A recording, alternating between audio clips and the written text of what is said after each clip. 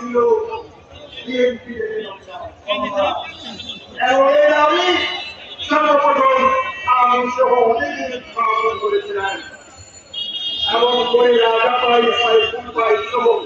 আমরা সকলে এই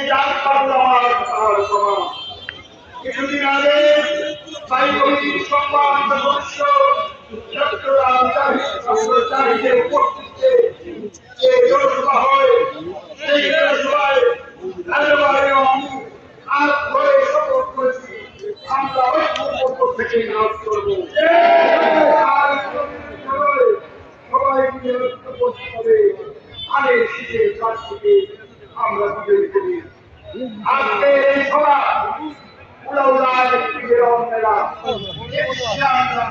সবাই মিলে আমার